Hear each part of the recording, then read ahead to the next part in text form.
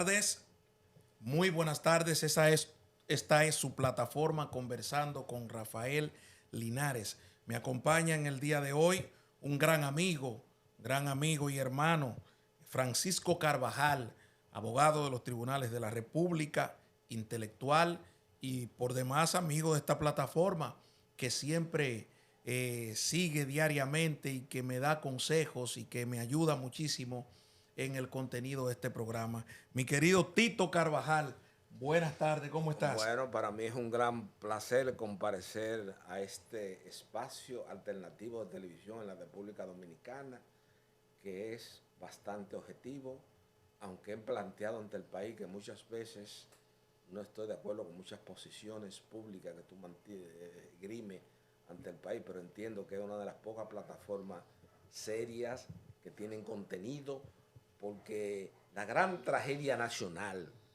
y eso lo he planteado yo en muchos cenáculos históricos, en muchas discusiones y en mi programa de televisión, es el contenido, la falta de contenido. Sí. Aquí hay a la desaparición física de una serie de personalidades, entre las cuales te podría citar al padre Doble Toledano, a Fran Marino Hernández, a Germán Emilio Horna, a Rafael Herrera, a Radamés Virgilio Gómez Pepín, que eran periodistas pensantes, que veían más allá de la curva. Ahora lo que tenemos es un grupo de periodistas pagados. Sí. Imagínate, el Listín Diario dirigido por Rafael Herrera, ahora dirigido por Miguel Franjul. O sea, la gente ya en República Dominicana, el algo popular, en la sabiduría de la gente común, se ha dado cuenta que esos periódicos tradicionales, esos periodistas, esos medios tradicionales son periodistas pagados y financiados por mayor parte por la publicidad estatal. Claro, ahora más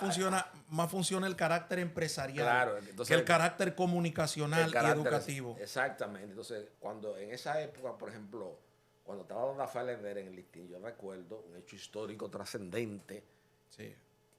Que no ha sido reseñado por ningún historiador dominicano para la historia contemporánea nacional, para que se vea el peso específico y el peso moral frente al establishment y frente al poder político que tenía un periodista de la talla de don Rafael Herrera. En ocasión de las persecuciones que inicia el doctor Balaguer en el año de 1986, en ese retorno al poder político contra una serie de funcionarios de la administración del doctor Jorge Blanco, se llevan preso a ese periodista que yo responsablemente señalo ante el país, y en una conversación que sostuvo mi padre con el poeta Balaguer ya en la detentación del poder político, cuando era el fenómeno Bollón en la sociedad dominicana, Sí. y fue elegido por la revista Hora como la personalidad del año junto al doctor Balaguer en el año de 1988. Él nos invitó a nosotros a una pequeña cena en la cual yo acompañé a mi padre, y un periodista que le hizo mucho daño a la Jorge Blanco fue Guillermo Gómez. Sí. Entonces yo recuerdo que Guillermo Gómez, volviendo al tema, porque tangencialmente me desvié un poco de la idea central, Guillermo Gómez cae preso y comienza a llorar. Aquí hay más de 2 personas en televisión en este país que han llorado, porque tú lo ves muy guapo en Aeromundo, okay, muy guapo, pero estaba llorando porque él sabía que había traicionado a Balaguer. Sí. Y él sabía lo que, Bueno, lo que le esperaba. Entonces, ese ¿qué pasa? ese conflicto, ahora que tú lo traes, ese conflicto viene entre Balaguer y Guillermo por un hermano, Exacto. Adriano Gómez. Sí, Adriana Gómez, pero luego la cerradura, que te acuerdas que escribió Sí, un claro. artículo que Balaguer tenía una cuenta de un ingeniero Sí, Pagán. exacto. El pobre ingeniero Pagán se suicidó inclusive. Sí, Sí, sí, porque sí, son gente así, son una, pero lo que te quería decir, que Guillermo Gómez se pone a llorar públicamente sí. y reclama la presencia en el tribunal de Rafael Herrera Cabral, de don Rafael Herrera, director del litín, y cómo Guillermo estuvo casado en primera nupcia, porque su hijo primero, el abogado, es Guillermo Gómez Herrera, estuvo casado con una sobrina de don Rafael, y don Rafael le tenía mucho aprecio. Don Rafael dijo que se iba a constituir en prisión junto con él, y el doctor Balaguer inmediatamente se le pasa la información, y todos los estamentos del Poder Judicial se manda a que sea liberado.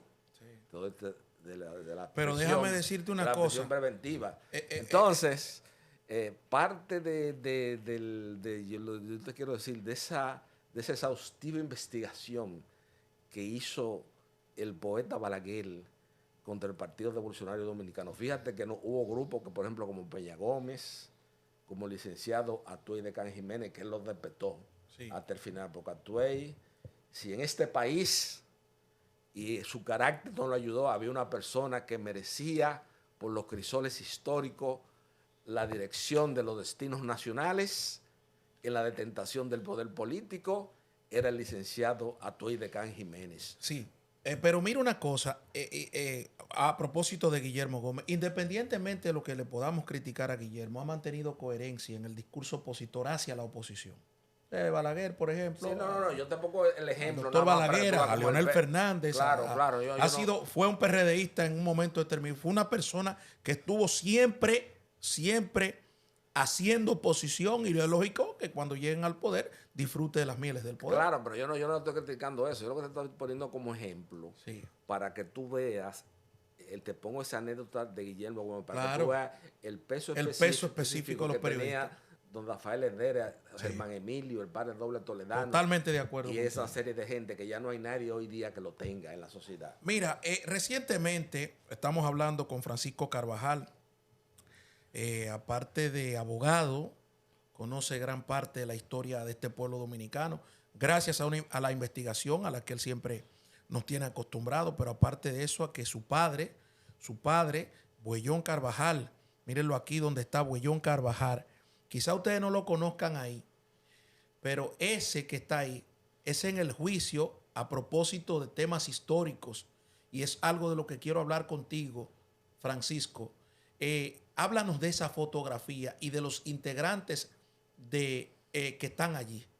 Bueno, en esa foto se trata del proceso judicial que se siguió en el año de 1962, ya con la desaparición física de Trujillo, a los ejecutores materiales de las hermanas Mirabal, y ahí figura la banda de la parte civil constituida en representación de la familia Mirabal Reyes. En el centro está tu padre. A él está mi papá, al lado de él está Ramón Pina Acevedo y Martínez. A la derecha, mírenlo. A la derecha, Ramón Pina Acevedo y Martínez, que fue su compañero de exilio en Londres cuando el Consejo de Estado organizó las elecciones.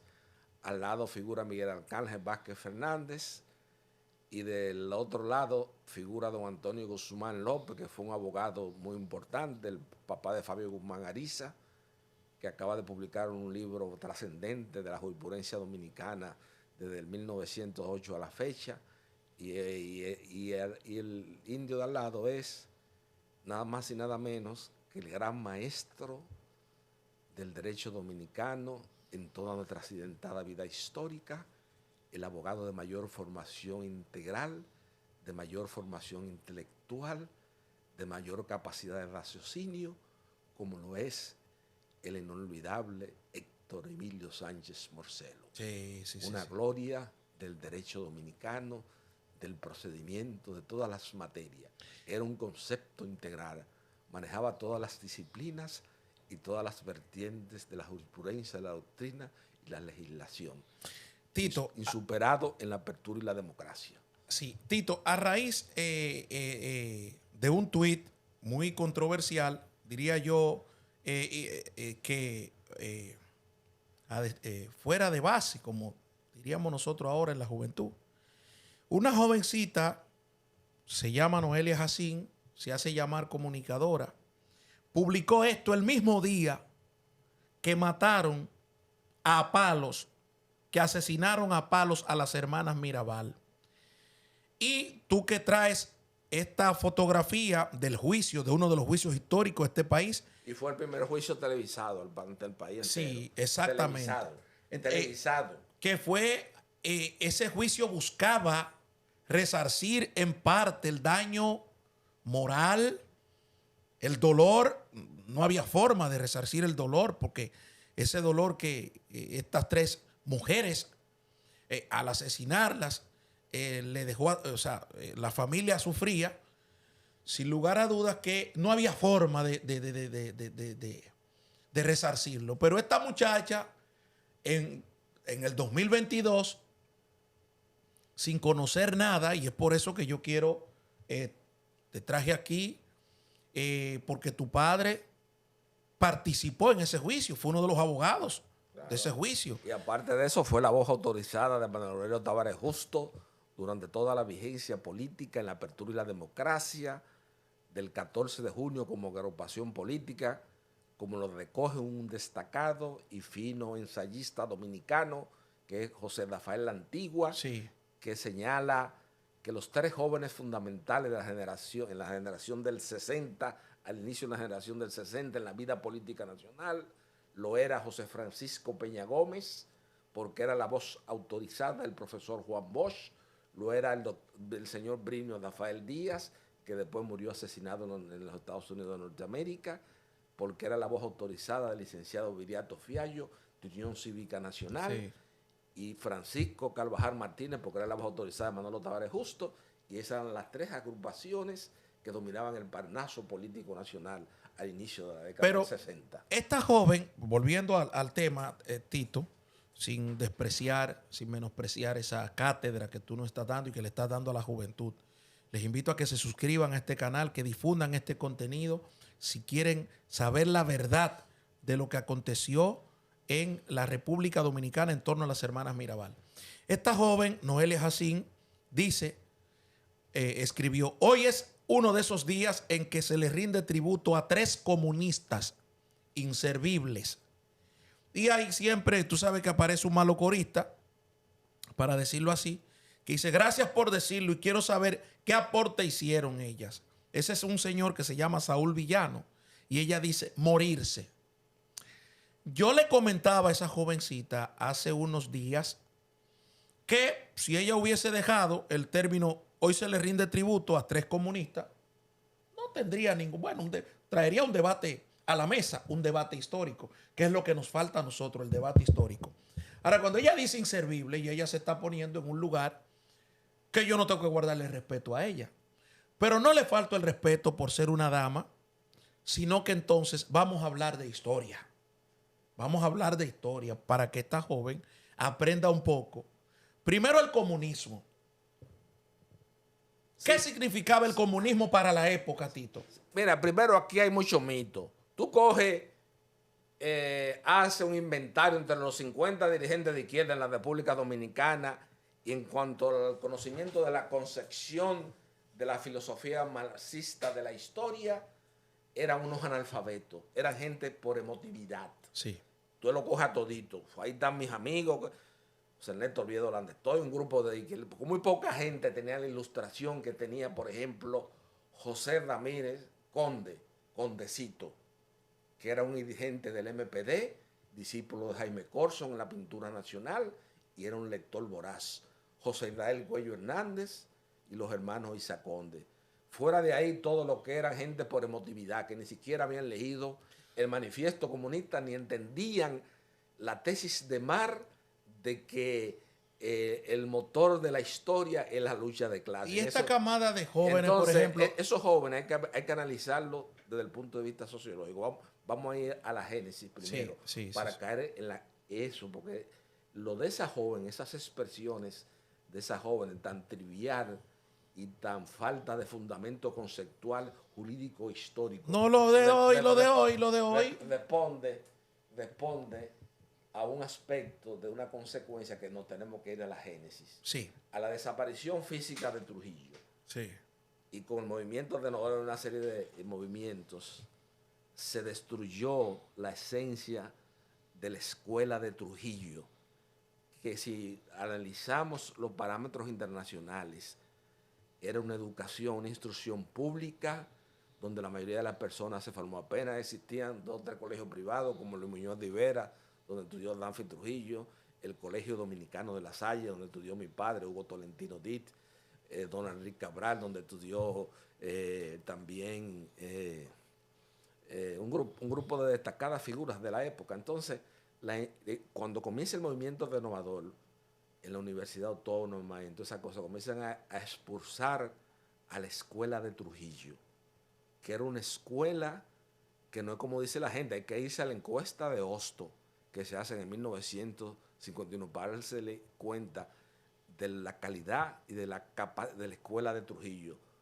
Marino Vinicio Castillo pone siempre ante el país, pues yo puedo tener mi diferencia en un momento determinado por el tema del gacetazo, por el tema de las elecciones complementarias, en el triunfo de don Antonio Guzmán, pero reconozco en Marino Vinicio Castillo que es un reflejo de la escuela pública de Trujillo. Y ahí hay una foto donde figura en la normal presidente Trujillo con el profesor Carlos Curielo, que es el Liceo Juan Pablo Duarte, Sí. que tú mencionaste ayer en un programa de Play.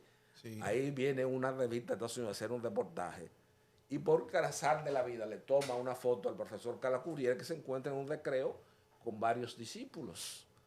Y entre esas fotos se toma, y después con el paso de los años, de esa escuela, de esa institución pública de la era de Trujillo, nada más de esa foto emblemática salen, que le estaba con ese profesor, nada más y nada menos que Marino Vinicio Castillo Rodríguez, que de acuerdo a mi criterio, un poco apasionado, muy vehemente en sus ideas, ha apoyado a Leonel Fernández en mucha sinvergüencería después que cambió su amistad con la muerte del doctor Balaguer y viene a la detentación del poder político. No ha sido lo suficientemente crítico en cuanto a aspectos negativos que tiene esa figura histórica, que como joven indudablemente es el joven más exitoso en la transición de la dictadura a la democracia, de pasar de los viejos líderes a la detentación del poder político. Pero ¿qué pasa? En esa foto también estaba Manuel Aurelio Tavares Justo, Sí. Manolo Tavares, Luis Oliva Guerrero, que fue director de Magui Hospital. Aquí está. Estaba Rafael Lupo Hernández Rueda. Hablar de Lupo Hernández Rueda en este país, hay que ponerse el sombrero. Míralo aquí con tu padre. Sí, ahí está Manolo. Entonces, te voy a decir una cosa. Hablar de Lupo Hernández Rueda, 45 libros de poesía, entre los cuales está Círculo y Crónica del Sur, que como señalan todos los críticos literarios acabados de la República Dominicana, el nombre de Lupo Hernández Rueda está inscrito con Rivete Saurio ya en el panazo de los grandes poetas nacionales de toda nuestra accidentada vida histórica. Sí. Pero ahí estaba también José Escudero Ramírez y Luis Oliva Guerrero en esa foto. Entonces, lo que te quiero decir es que después viene el movimiento renovador y José Israel Cuello es el único que ha hecho una especie de mea culpa. Sacaron a todos los profesores de Trujillo, Sí. La instrucción pública se deterioró notablemente en la apertura y la democracia. Bueno, hoy es un bagazo totalmente. Claro, y como contrapeso surge el colegio, como contrapeso de la eficiencia de la el escuela. negocio privado, Entonces, como ha sucedido en toda la mayoría de la... Entonces, ¿qué es lo que pasa? Ha venido esta época, después de Steve Jobs, inventar todo este iPhone, toda la cosa, esta era digital.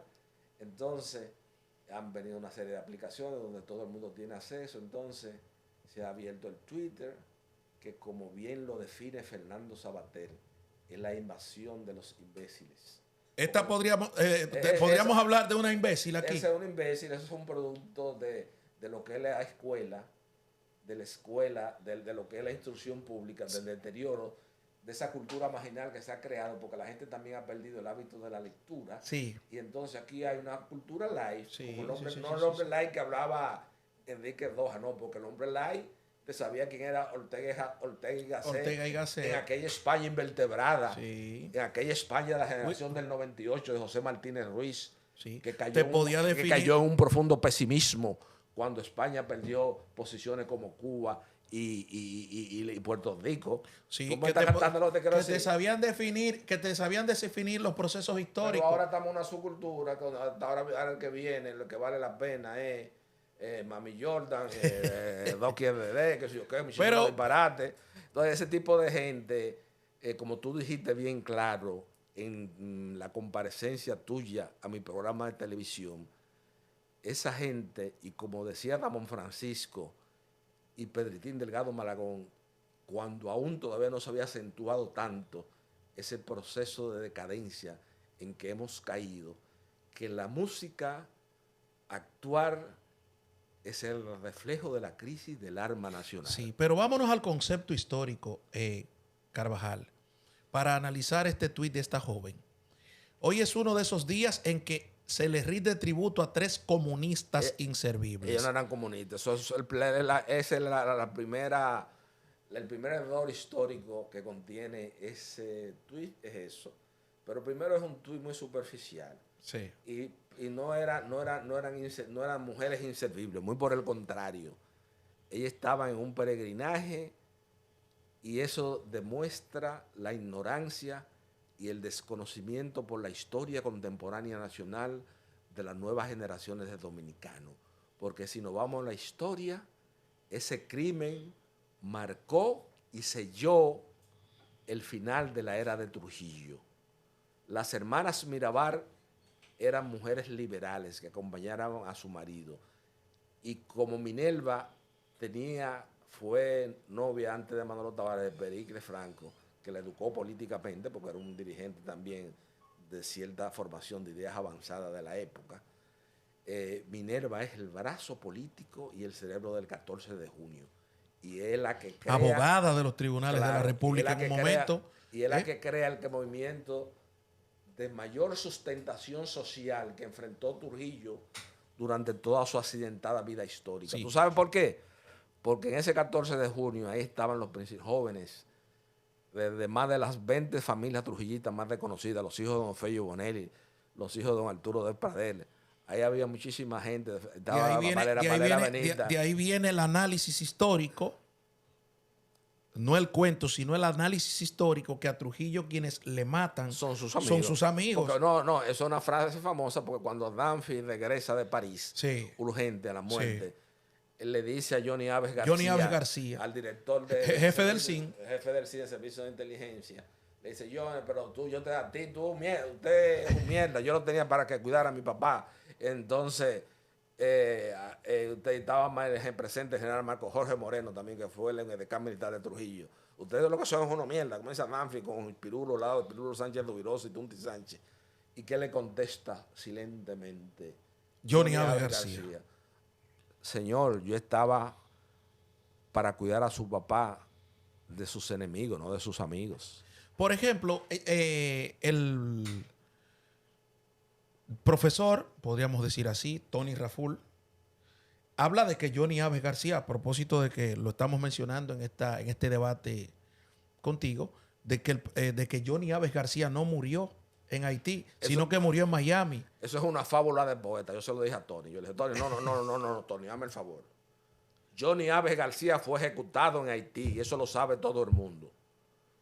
Cuando viene Danfi de ya la muerte de Trujillo a República Dominicana, Johnny Aves García insistía en la intimidad con Danfi de que Balaguer tenía conocimiento de la conspiración del 30 de mayo para eliminar a Trujillo. Como era natural en un calié, claro, en un especulador para el mal, porque él era el que dirigía el CIN en su momento determinado. Y Balaguer era el presidente de la República.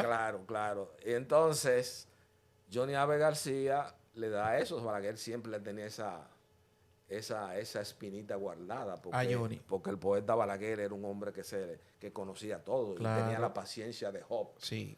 Por eso mantuvo, fue y tuvo que entregar el poder político porque los americanos vieron: no, usted tiene que salirse de aquí. Sí. En la administración de Kennedy. Y frente a le digo, ya al final de su vida política.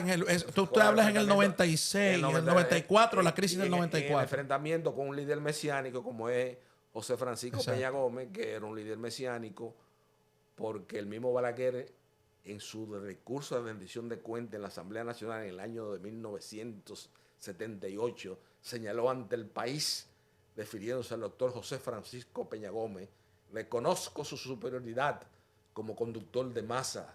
Estamos frente a este famoso colombiano que es José Eliezer Gaitán, que Balaguer lo vivió ese proceso del Bogotazo. Y en un momento determinado también con Juan Domingo Perón en Argentina. Claro.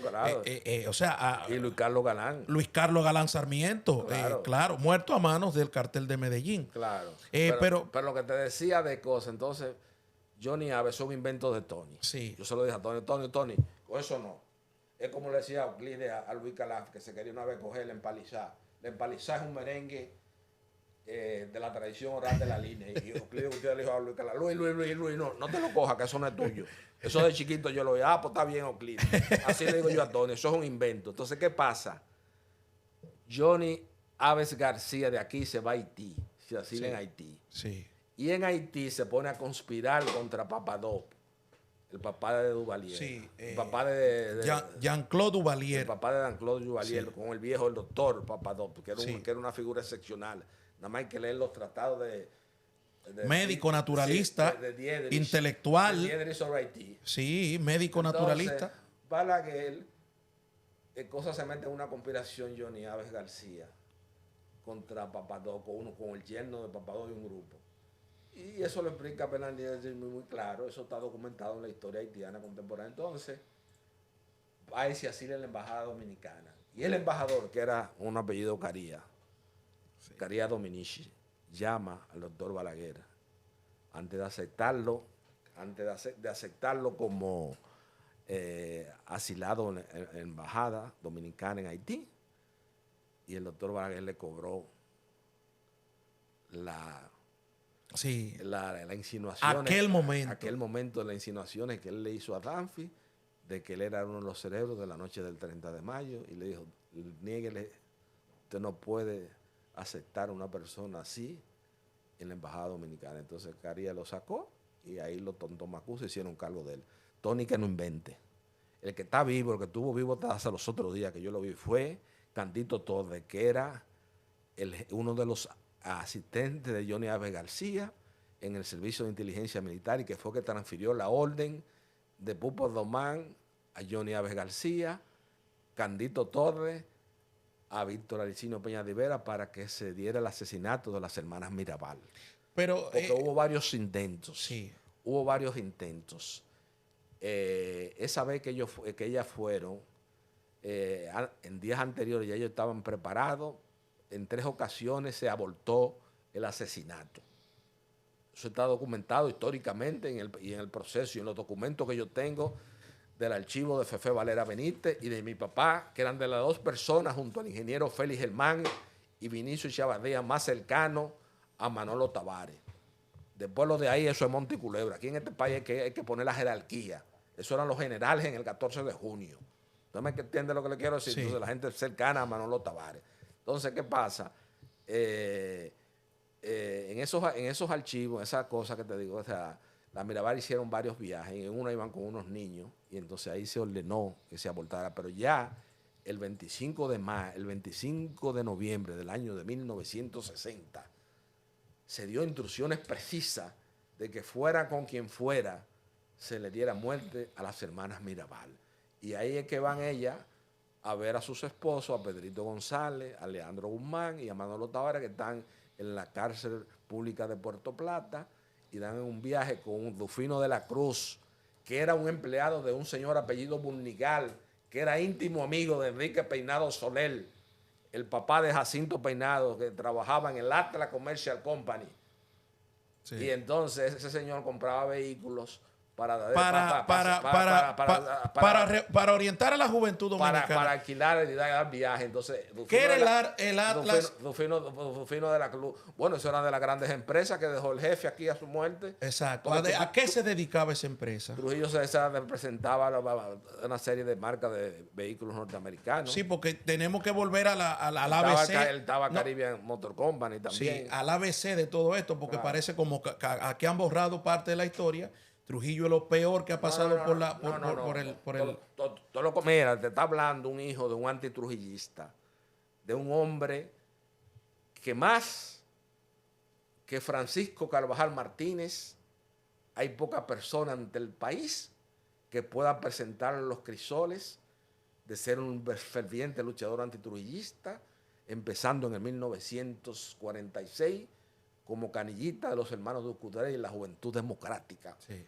Tuvo en el asilamiento a la Embajada de Brasil con Altagracia Eloísa Díaz Viuda Enrique, la hermana de Juan Tomás y Modesto Díaz en febrero del año de 1960, que es donde yo siempre le he señalado y donde lo reconoce Euclides en su lúcido ensayo, Trujillo, un monarca sin corona, donde está la génesis verdadera de la noche del 30 de mayo del año de 1961, porque Altagracia Eloísa Díaz, la madrina de mi papá de matrimonio con mi madre, y su íntima amiga, y su hijo, mi padrino, Noel Nabucodonosor Enrique Díaz Nabú, eran sobrinos de Juan Tomás y Modesto Díaz. ¿Quiénes son los principales ejecutores materiales de la noche del 30 de mayo?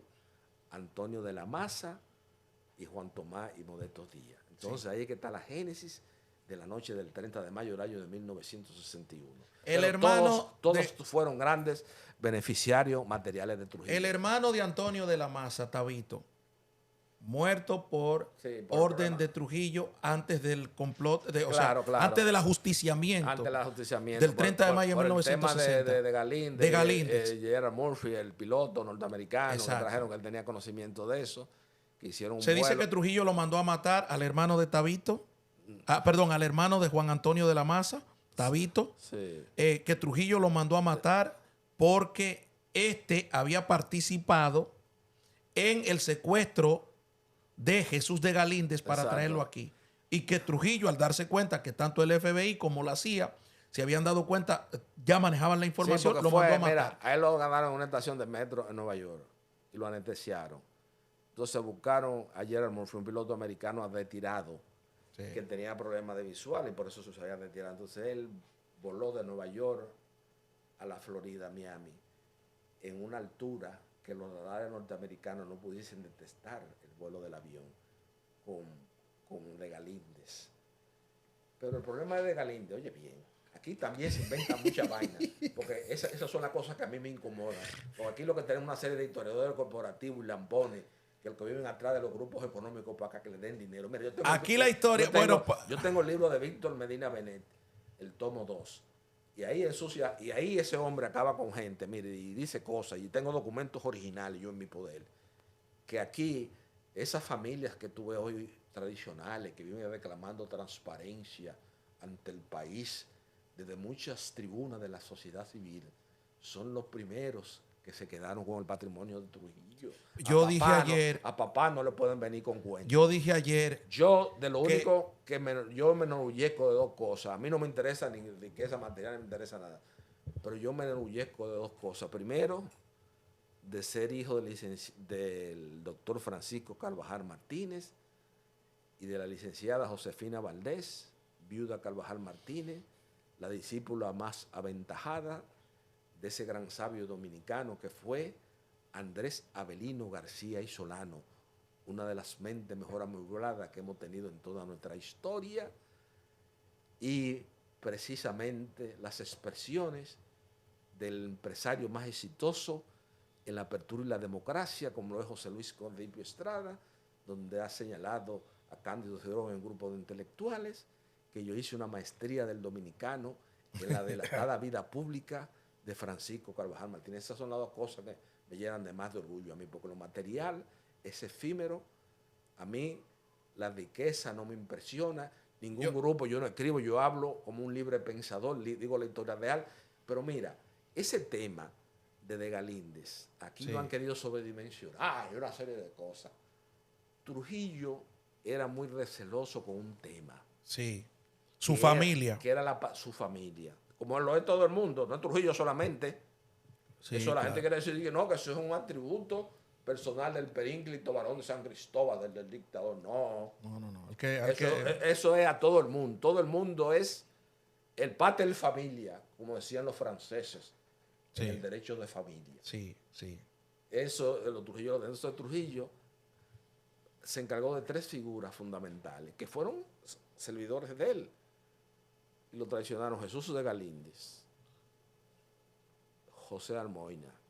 José Almoina era un escritor y ayudaba mucho a María Martínez. Escribió una vez que María Martínez, la esposa de Trujillo, quería presentarse ante el país como una escritora de obra de teatro, entonces publicó Falsa Amistad.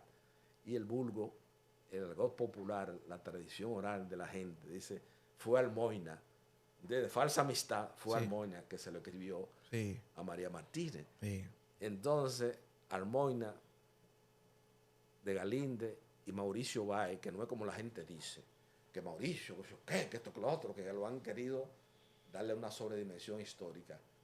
El problema de Mauricio Báez fue en una entrevista que le hizo Cotubanamá, Enrique Cotubanamá de los fundadores del PRD, en la CMQ de La Habana, donde él señaló y negó la paternidad de Trujillo sobre Danfi. Sí. Y cuando terminó el programa, el mismo Cotubanamá le dijo,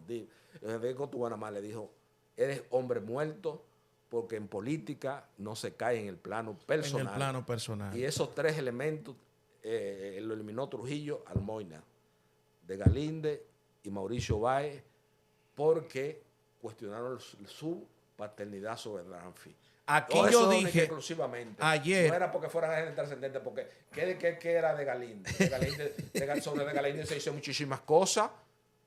Sí. Se dice muchísimas cosas. En ese momento que también se drogaba. Que era agente de la CIA, aquí se dice de muchísimas cosas. Sí, pero eso es lo natural. Aquí quieren, ¿y por qué aquí no se recuerdan de esos grandes euros, por ejemplo, que aportó el movimiento popular dominicano al final, como dice Cayetano Rodríguez del Prado, a la caída de Trujillo, que fueron 100 y pico de personas? Ahí te iba. Ahorita cuando tú mencionaste el tema de la izquierda, son los sin nombre, de los intelectuales, que no tienen presencia en la sociedad. De los intelectuales, según tu criterio, pocos intelectuales había parido la izquierda en ese momento. Pero yo te pongo, por ejemplo, te pregunto sobre la segunda camada, y hablo de la segunda camada luego de la muerte de Trujillo. Mucha gente importante dentro de la izquierda dominicana. Claro. Aparte de los Isa Conde, esto que, o sea, lo podemos ubicar antes de la muerte y después de la muerte de Trujillo. Claro. Pero, por ejemplo, gente como Maximiliano Gómez, el Moreno, claro, que estuvo involucrado también en la... Toda esa gente eran soldados rasos en el 14 de junio. Pero tenían lectura. Después se destacaron, exacto. Por ejemplo, Amin Abel, que era una figura clave, importante, y era un ingeniero un hombre que tenía una nota sobresaliente como ingeniero civil, un gran héroe nacional, cuñado de Pablito Santo Candelario, que se asiló en la embajada de Brasil. Mujeres. Con mi padre, que es el hermano de Mirna Santo, que es la esposa de Amin Abel, que por cierto, aquí Mirna Santos es la viuda que vive en Puerto Plata. Yo sé, pero Mirna Santos. Mirna Santos. El hermano de Quellita Santos, la esposa de Hugo Toyo, que era el 14 de junio, que es la exitosa empresaria que tiene los productos La Fiel. Los productos famosos La Fiel. Creo que es esposa de Hugo Toyos. Sí, era la esposa de Hugo Toyos y hermana de Mirna Santos y de Pablito Santos. Sí, pero una cosa, mujeres, en el plano intelectual, a propósito de que esta Noelia Jacín habla de una serie de disparates y una cosa, de la izquierda, el comunismo, por ejemplo.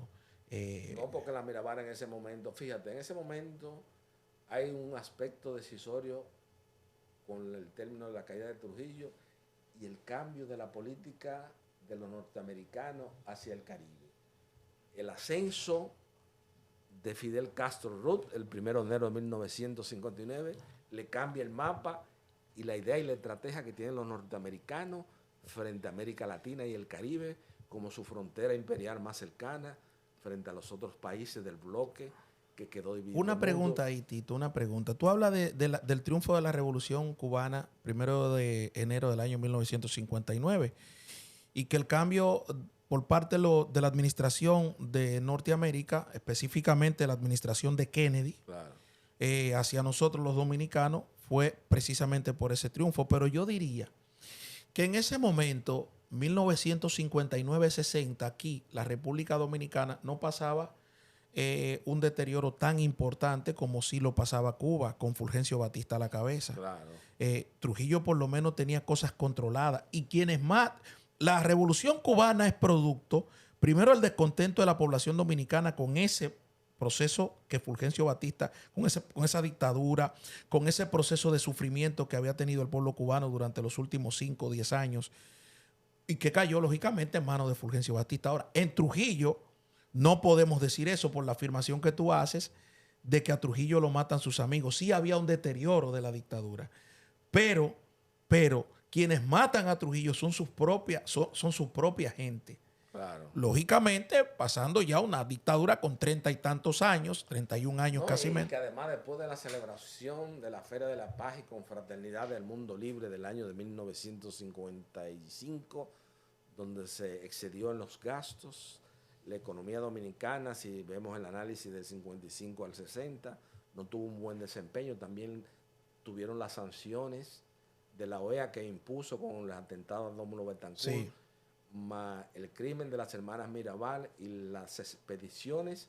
Yo diría que lo fundamental, lo decisorio, lo trascendente, lo concluyente, lo que termina, lo que da el traste con el predominio político de Rafael Leonidas Trujillo Molina en la ciudad dominicana, son las repatriaciones armadas de Constanza, Maimón y Sí, Estero Hondo. sí, claro. Y Esos luego, movimientos. y luego el movimiento clandestino 14 de junio, que de acuerdo al criterio político de Minerva Mirabal, que no era comunista, era una mujer liberal, una mujer con mucha formación cultural, había leído a Víctor Hugo, había leído los clásicos, a Barsat, era una mujer muy instruida. Era una mujer avanzada para la Era una época. mujer muy avanzada para la época, era el cerebro político del 14 de junio, por encima de Manolo Tavares. Siempre mi papá eso me lo señalaba, que era una mujer muy racional. Entonces, cuando se asesinan a las hermanas Mirabal y eso, ya hay un grupo de gente que entienden que ya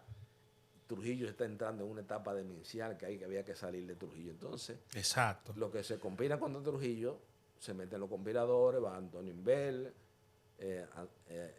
Juan Tomás, toda esa gente tiene ese mérito, pero eran amigos y beneficiarios de la era de Trujillo. Hay que hablar de la historia, claro, Sí, claro. en su contexto. La mayoría de las tierras en Puerto Plata busca su origen, busca el origen. Miguel Ángel Baería. Entonces también hay que ver, también, porque mucha gente dice que el ladrón de Trujillo, que esto, que lo otro. Señores, hay que estudiar sociología. Aquí no se puede expresar en términos históricos con una tribalidad tan profunda que hemos caído los dominicanos, que incluso alcanza a un sector importante de la pseudointelectualidad dominicana. Mira una cosa. Porque Trujillo creó una gran riqueza. Espérate, Sí. que este es un tema muy importante y decisorio. Sí. Trujillo creó una gran riqueza nacional. No es como dice la gente, que Trujillo creó el Central de Riojaina, que es un modelo.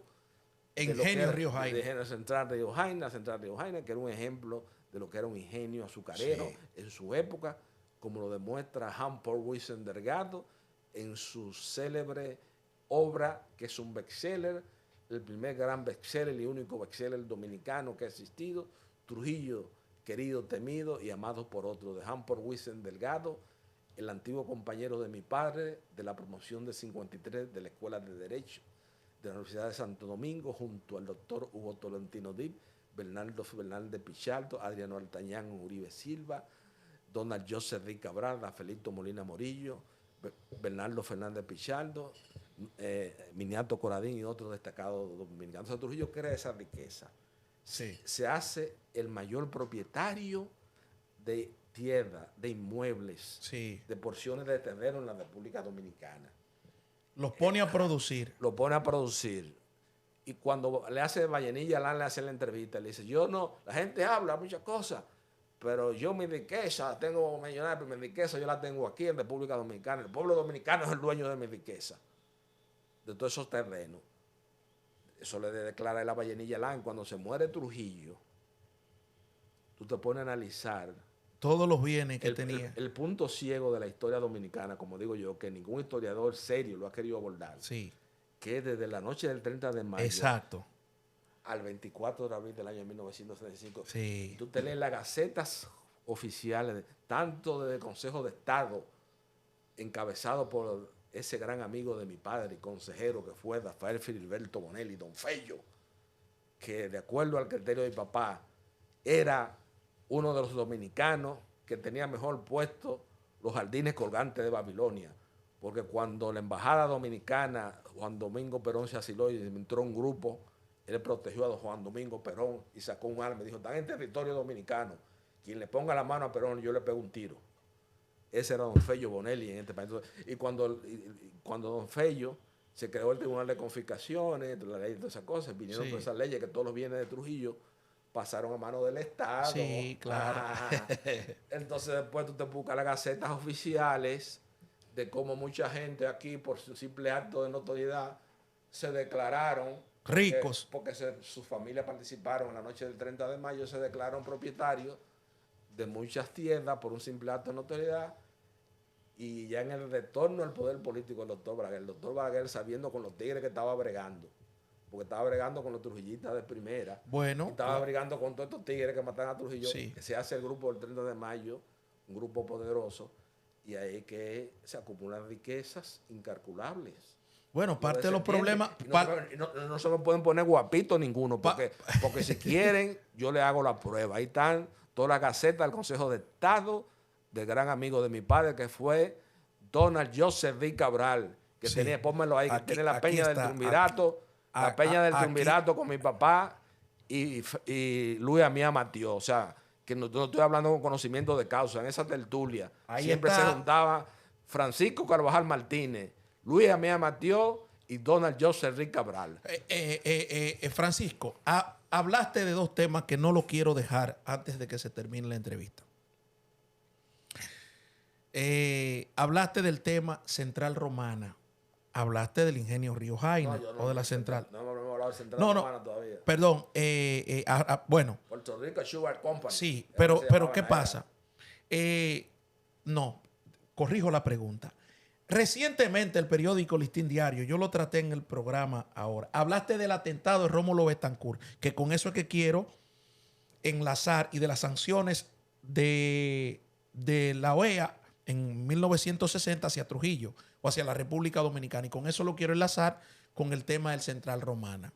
El periódico Listín Diario publicó una información en su primera plana recientemente que yo le hice reparos a raíz. No solamente tú, el país entero, sí. Todo el país que tiene una conciencia crítica depurada, el mismo mi amigo Fernando Civilio, toda la gente que ha estudiado un poco la historia dominicana, vio que eso es un puro sensacionalismo. Lógico. Y es un reflejo de la crisis del periodismo nacional. Porque el Central Romana no se puede, o sea, la sanción al Central Romana no se pueden comparar con las sanciones de 1960, que son producto, como tú lo acabas de confirmar, y a través del conocimiento histórico que tú tienes y a través yo de la lectura, fueron producto de un atentado contra un gobernante, Rómulo Betancourt, en un momento determinado, y cuando el FBI, cuando la CIA, cuando los organismos internacionales se dan cuenta, las armas y todo el atentado sale de la República Dominicana. Entonces vienen las sanciones económicas hacia República Dominicana,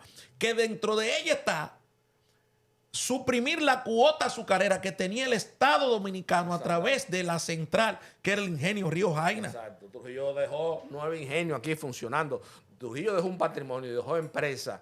Aquí yo quiero que tú sepas que aquí se fabricaban armas, la carabina San Cristóbal, sí. Aquí se fabricaba papel. O sea, en el desarrollo económico e industrial de la República Dominicana, gústene o no le guste a la gente, Trujillo fue el fundador del Estado moderno en la República Dominicana, y eso lo reconoce Trujillo, Juan Bosch en Trujillo, y eso causa tiene, una alteración, sí. ejemplo, y la fortuna de Trujillo. O sea, Trujillo no era un cualquiera. Y eso tiene Trujillo una explicación es el histórica de la historia.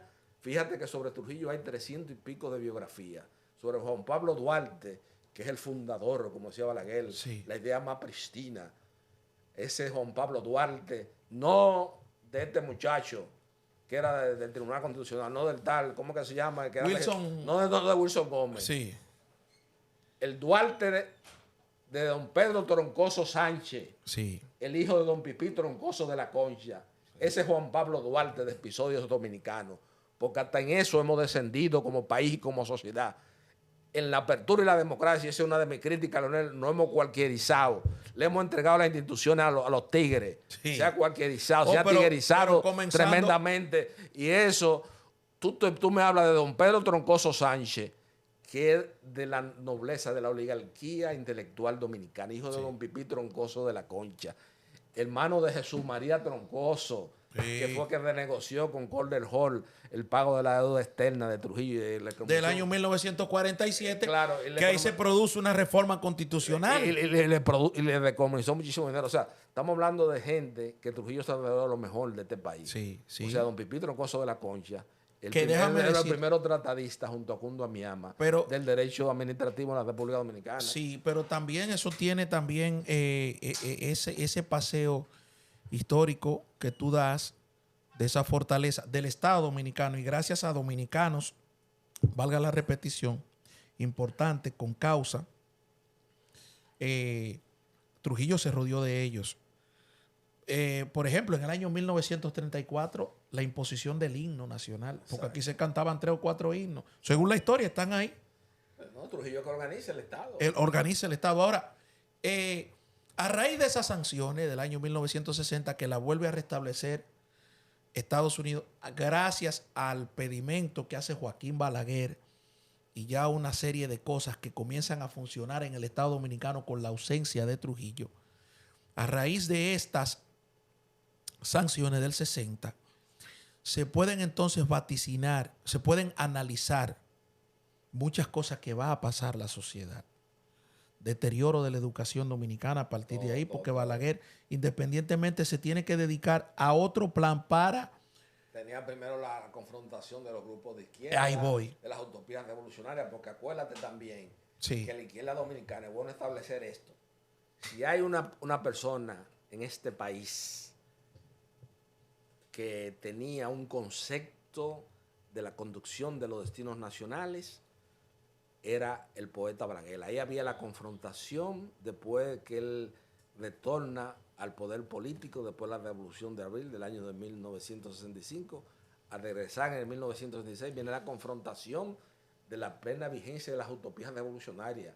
Fue la época en que Fran Moya Ponce fue a entrenar como guerrillero, sí, para China. Sí. Era la época de las ideas revolucionarias, de la confrontación y los grupos de izquierda, como reconoció en una especie de acto de contrición frente a la historia contemporánea nacional, ese preclaro ciudadano ejemplar y paradigma de las virtudes cívicas y morales en la administración pública, como fue Miguel Coco, sí, reconoció que la izquierda no le tiraba flores a los guardias, sino que le tiraba balas. Sí. Era una guerra fratricida que había. Era una guerra entre los grupos de izquierda. Entonces Balaguer y Ney y toda esa gente tienen que hacerle frente a esa gente. Acuérdate que esos eran grupos, el mismo de reminiscencias que quedaron de un 14 de junio, que en su historia de sus contradicciones se opusieron a que en el 1962, el 14 de junio, participara en las elecciones, cuando era la agrupación política que ya al inicio de la apertura y la democracia tenía los mayores credenciales para ocupar la conducción de los destinos nacionales por un grupo de infiltrados, de Fidelio de Paredes, un grupo de radicales, sí, y de gente sin ningún sentido común ni de conocimiento de la estructura y ritmo de la sociedad dominicana, se inventan que el 14 de junio no participe en las elecciones de 1962 cuando tenía la mayor posibilidad de ascender al poder político. Y mira, paradoja de la historia, esa misma gente que obligaron a Manolo a no participar, después en el 66 vieron de que un fusil al Congreso en la elección del 66 con el 14 de junio. Sí. Entonces, no era contradicción. O sea, los grupos de izquierda aquí ha habido un profundo galloloquismo. Aquí tú lo coges todo y lo analizas. Aquí, movimiento que tuvo seriedad y consistencia de la izquierda es el Movimiento Popular Dominicano, bajo el liderazgo de Máximo López Molina. Ahí estuvo donde estuvo los más pensantes, los grandes estrategas, Cayetano Rodríguez del Prado, René Sánchez Córdoba, Monchín Pinedo, un grupo de gente por eso yo ayer de una gran valía. Sí. Entonces quiero que tú sepas una cosa, que quiero que hablaste bien, pero no me quiero ir sin eso. Sí. Aquí hay mucha gente opinando, aquí hay un bandido que está en los medios de comunicación opinando mucho. Que sepa él bien claro que si sigue dando muchas cosas, lo voy a denunciar ante el país con responsabilidad. Pero denúncialo aquí. Porque él fue la persona que le avisó, siendo del MPD, que le avisó a la policía que Amin Abel iba a estar en esa casa ese día.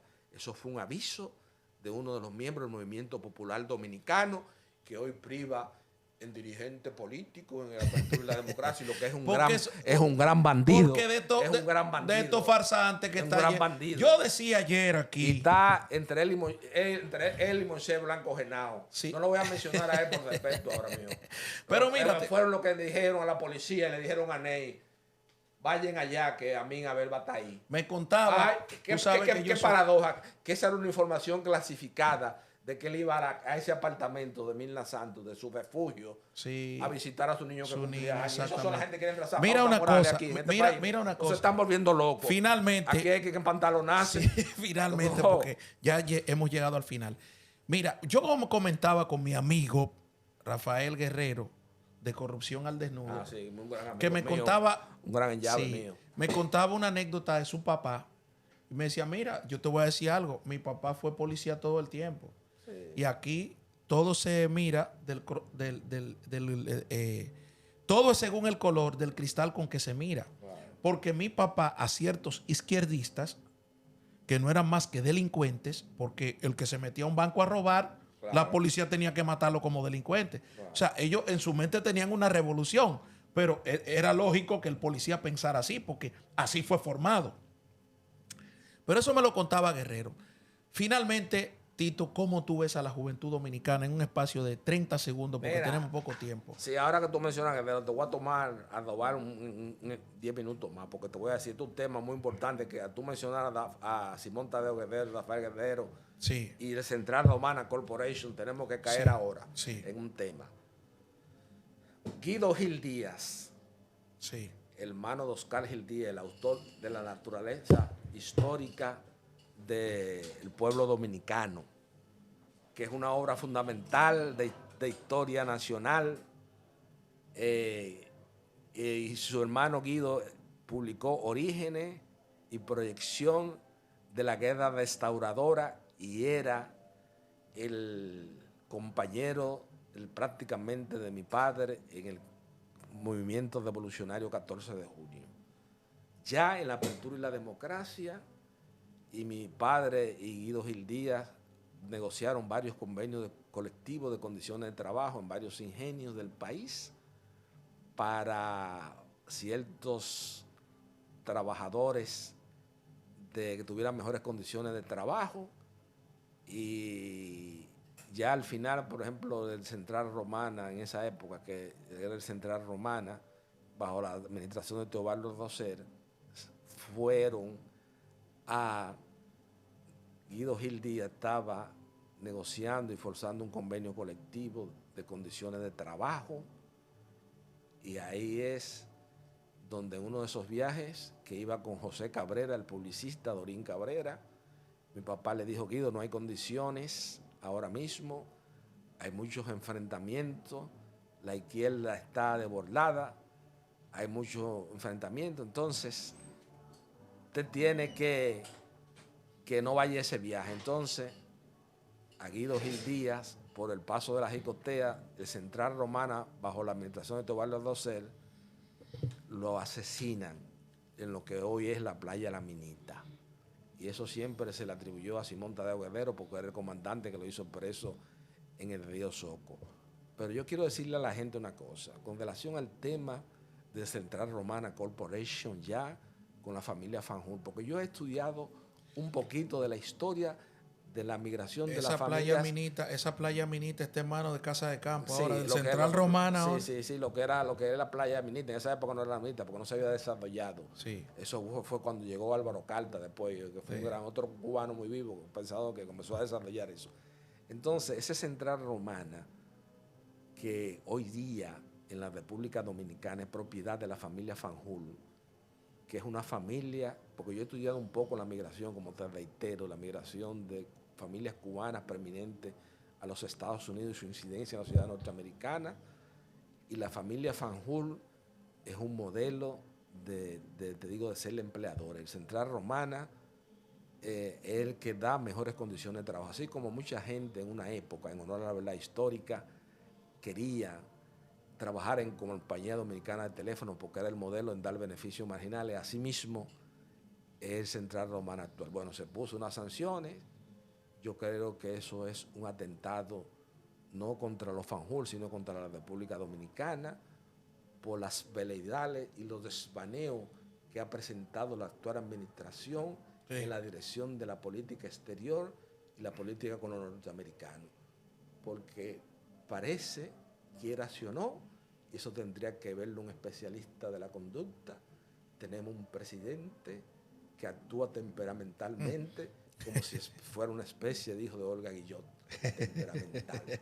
Señores. Entonces, los americanos, frente a unas declaraciones con el tema migratorio haitiano, le han impuesto unas sanciones a Central Romana. Toda esa bocina que hay aquí, incluyendo al canciller, incluyendo a mi amigo Hito Bisonó, que lo distingo mucho porque su tío Feloasa del Castillo fue gran locutor de la Voz Dominicana y como hermano de mi papá, el mismo hijo de Atuay de Can. Esas son gente que ya para la decisión que se tomó de excluir... Eso no tiene trascendencia. Aquí ninguna de esa gente, nadie tiene esa incidencia en la sociedad norteamericana, ni la embajadora, ni doña Sonia Guzmán. Los fanjul, que saben, que son de los pocos cubanos que saben por dónde se le entra el agua al coco, le van a buscar su solución a su problema en los Estados Unidos de Norteamérica, con la gente que verdaderamente tiene incidencia en la vida norteamericana. Pero ninguno de ese grupo que hay aquí, ni el mismo presidente de la República. No, nadie. Esa gente está solo hoy. Esa gente tan solo. Y yo dije aquí... Están solos, totalmente solos. Yo dije aquí que el gobierno representa un riesgo, ya. Claro. Para ciertas familias y para ciertas empresas. Y que eso es un aviso, porque pueden venir otras sanciones. Sí. Pueden venir otras sanciones. Entonces, los fanjul van a resolver ese problema como han resuelto otros problemas desde que ellos llegaron a Estados Unidos. No es casual, ni es una coincidencia, ni es una paradoja que después de Jorge Mascanosa, Alfie Fanjul y Pepe Fanjul sean los cubanos de más influencia en el sur de la Florida, y tanto Alfie figura como de los 10 contribuyentes más importantes del Partido Republicano, y Pepe Fanjul como el brazo armado del grupo Fanjul, de los contribuyentes más grandes del Partido Republicano. O sea, que eso es un asunto, porque Central Romana es el mayor empleador del este, es el mayor, que da mayor beneficio social. Tú ves un convenio colectivo de ellos y le da, y no que yo lo esté defendiendo, yo formo parte de ellos, estoy haciendo un análisis histórico y sociológico. Porque aquí se embriagan de una vez muchos disparates, muchos babosos hablando en televisión y en cosas, que el nacionalismo, que eso, qué. No. Esto tiene que ser fríamente calculado y analizado sin ningún tipo de apasionamiento. Hay que resolver ese problema. Y la mejor forma que el presidente de la República, no es que están presionando a los americanos, que la cosa no, ese tema hay que resolverlo, pero no con declaraciones altisonantes, con declaraciones contestatarias, con ese lenguaje, con una voz estentoria, como queriendo trazar pauta. A los norteamericanos hay que saberlo manejar. Por eso Trujillo tenía un Abelardo Nanita, por eso Trujillo tenía un Arturo Logroño, por eso Trujillo tenía un Peña Valle, que eran gente que se mezclaban con lo mejor. Fíjate que no es casual, es una paradoja que uno de las figuras más admiradas de la historia norteamericana, como fue Richard Nixon, que terminó con ese escándalo de Watergate, pero está considerado como una figura más influyente de la historia contemporánea norteamericana, fue el abogado personal de Trujillo. Todo a él lo perjudicó la crisis económica como consecuencia de la guerra de Vietnam, porque a Bill Clinton una becaria le hizo sexo oral en la sala oval, que es más grave todavía que poner un micrófono a las cosas, y no salió del poder político porque la economía norteamericana estaba en pleno empleo. O sea que todo lo determina la parte económica. Y el país necesita de Central Romana. Este país sin Central Romana, el este se destruye. Tito, te doy las gracias primeramente en nombre de la plataforma, de todo el equipo que nos acompaña. Es una gran conversación. Yo te quiero más por aquí para que conversemos. Tenemos muchas cosas de que hablar, muchos temas históricos de que hablar. y qué bueno que... Claro, y sobre todo un tema muy importante, yo quiero que cojamos un día para eso nada más, es para que hablemos de la integración del patrimonio de Trujillo bajo el Consejo de Estado, Sí. bajo el triunvirato, en manos de quién están, porque aquí hay muchas familias tradicionales que hoy quieren tener una marcada preeminencia en la sociedad por su poder económico. Y todo eso proviene de la riqueza de Trujillo y del patrimonio del Estado, que ya finalmente Leonel Fernández terminó regalándoselo a los grupos privados del país cuando hizo la ley de capitalización, a los guárdamos. Andrés Blanco Fernández se opuso formalmente y esa es la causa de su destierro político, de que Andrés Blanco Fernández se opusiera a eso, de que se diera eso, todo el patrimonio. Entonces aquí hemos tenido, después de la muerte de Balaguer, en la conducción de los destinos nacionales, hemos tenido una serie de presidenticos que son ayeptos a las personas que tienen un determinado poder económico en la República Dominicana. Y aquí, lamentablemente, estamos en una situación muy delicada con el tema migratorio haitiano, sí, con el tema de la crisis global, que los grandes estudiosos de economía, no estos economistas pagados de aquí, por corporativos, no, los economistas JP Morgan en Estados Unidos, que son estudiosos premio Nobel, ven con dificultad que la economía mundial va a entrar en una recesión en la segunda mitad del año entrante. Entonces nosotros tenemos que prepararnos y hacer una serie de cosas. Entonces hablar de eso, claro. Entonces esta gente de la sociedad civil también, ya para terminar, que se inventaron aquí una cosa, porque aquí se inventan muchas cosas. Aquí hay muchos periodistas y mucha gente que yo respeto, pero a cada quien en su puesto, que se pongan en su puesto.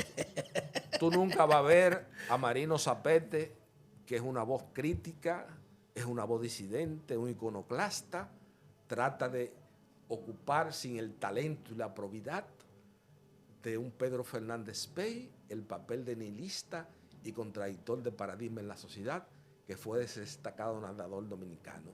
Yo quisiera un día que Marino Zapete saque un minuto y nos analice ante el país cómo la comisión liquidadora del Banco Intercontinental le pasó la línea Toyota a Lonardi, que pertenecía al Banco Intercontinental, que son sus empleadores, sí, por una suma inferior al menos del 5% del valor. O sea, que aquí tenemos nuestro... Pero también cómo él logró tener una finca en el ingenio de Puerto Plata, en manos de, que estuvo en manos de...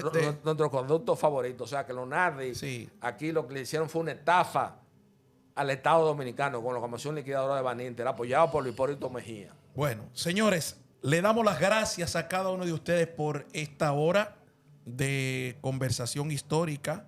Yo he aprendido bastante y quiero tenerte por aquí más a menudo, sí, Tito Carvajal. Tu gran historia viene desde tu padre. Me retiro con esta foto. Esta fotografía es un curso a la historia dominicana, buscando resarcir el daño creado por la dictadura de Trujillo, hacia esa familia Mirabal. Patria Minerva y María Teresa, honor a quien honor merece. Hasta la próxima.